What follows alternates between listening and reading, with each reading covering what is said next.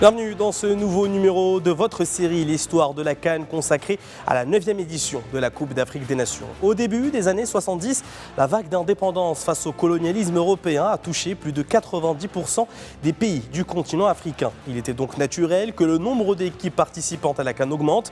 Cependant, la situation tendue dans certains pays a entraîné le retrait de certaines équipes, toujours dans les qualifications comme le Bénin, le Gabon, la Libye, le Togo et le Niger. Les éliminatoires de l'édition 74 qui ont été accueillis par l'Égypte dans 4 villes, à savoir Alexandrie, Le Caire, El Mahalla et Damanhor, ont vu l'absence des équipes marocaines et tunisiennes.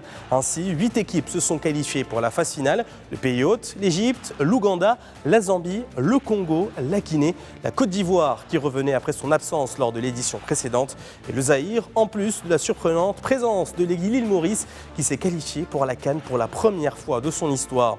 Les équipes ont été divisées en 2 groupes. Le premier comprenait l'Égypte, la Zambie, l'Ouganda et la Côte d'Ivoire, tandis que le second comptait dans ses rangs le Congo, le Zaïre, la Guinée et l'île Maurice.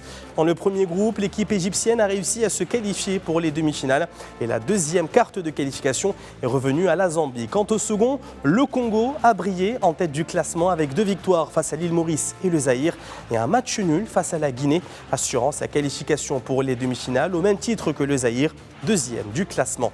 En demi-finale, le Zaïre a battu les pays hôtes du stade du Caire, renversant les Pharaons pour s'imposer par 3-2. Au stade d'Alexandrie, la Zambie a obtenu sa qualification pour la finale en battant le Congo par 4-2. L'Égypte s'est contentée de la 3e place après avoir remporté la petite finale contre le Congo avec un score fleuve de 4-0.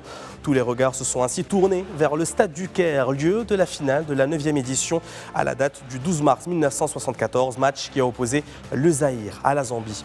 Une scène finale palpitante dans laquelle la Zambie a d'abord pris l'avantage, puis le Zaïre a égalisé en voyant le match en prolongation avant que le Zaïre ne débloque la situation à la 117e minute. La Zambie n'a toutefois pas baissé les bras et a égalisé dans les derniers souffles de la prolongation, obligeant les 2 formations à jouer un match retour 48 heures plus tard dans le même stade.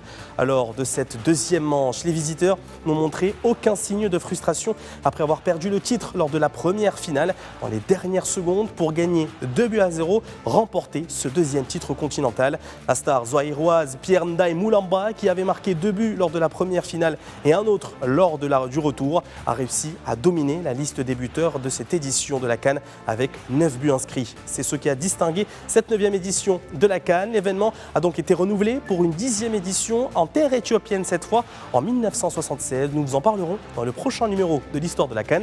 À bientôt.